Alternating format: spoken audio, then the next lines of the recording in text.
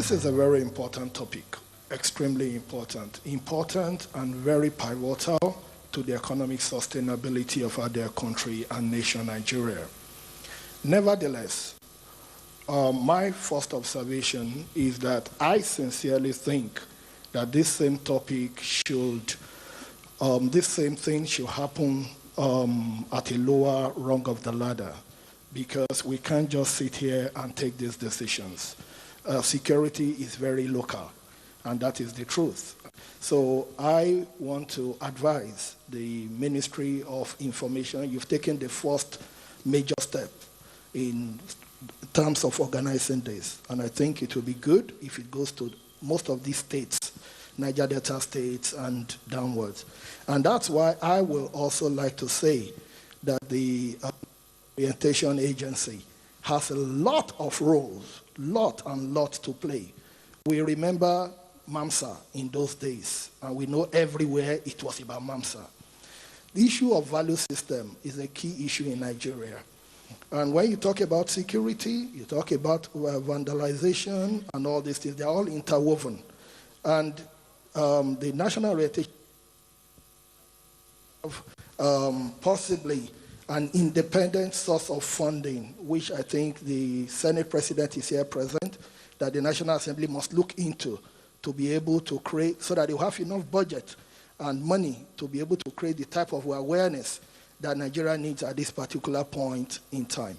Now to the issue of the PIB. Personally, I believe the least the communities deserve is 5%. I sincerely, every Niger Delta believes in that, because when the responsibility of protecting pipelines, no matter how much you spend, no matter the energy or what you do, if the communities are not ready to cooperate with you, believe me, for every 1 naira you spend, you will end up losing 50 kobo.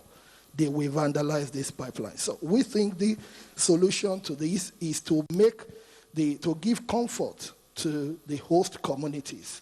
That's where this crude are gotten, and as well as the pipeline infrastructure.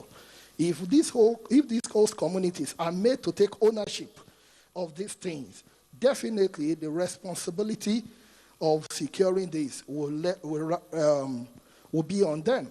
And economically speaking, the Honorable Minister of Information spoke about 60 billion, which let's assume the 60 billion. I know you have your source of data. We lose hundreds of thousands of barrels of crude oil almost every day, at least more than 100,000 barrels of crude every day. Even if oil is selling at $50 per barrel, we can do the mathematics of that over a period of time. Then we look at the 60 billion that we have spoken about.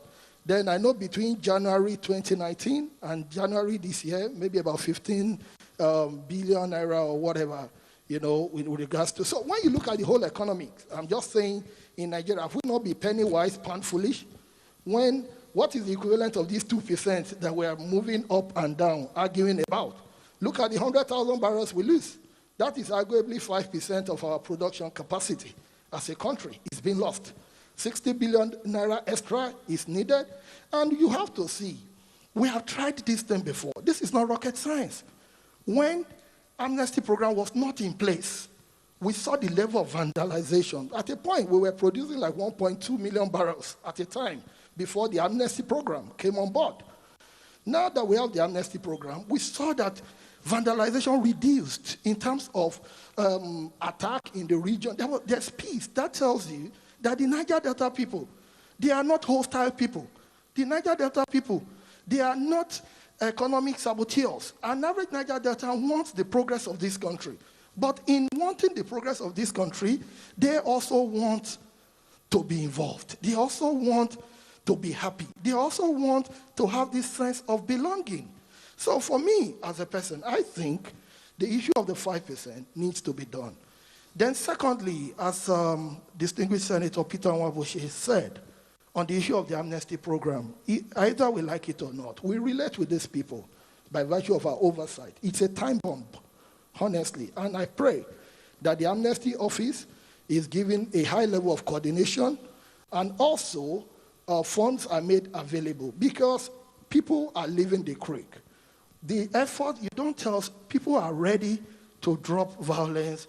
So many of them, in Ondo, for example, I know the number that came to me from Ondo, that the state government had already, they've surrendered weapons to the state government. But at the end of the day, they are not being captured now. Not because the Amnesty Office does not want to do it, but because the funds are not available. I think that these things, we need to look at it because the sustainability of the amnesty program, I know it cannot be forever, but at least we can have timeline. Okay, maybe over 5 years, over this is the number we are facing out with verifiable skills given to them, skills for them to be engaged constructively. If we're able to do this, then over a period of time, we can face it out. And lastly, I will want to also plead with the leadership of the National Assembly, they're here, and the executive, that the Ministry of Niger Delta honestly needs better appropriation. That is the truth.